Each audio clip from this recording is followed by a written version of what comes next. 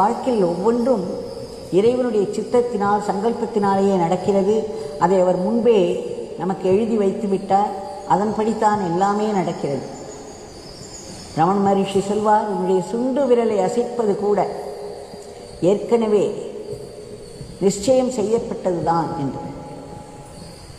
அப்படி இருக்கும் பொழுது நமக்கு ஃப்ரீ வில் என்று சொல்கிறார்கள். அதற்கு எங்கே இடம் இருக்கிறது?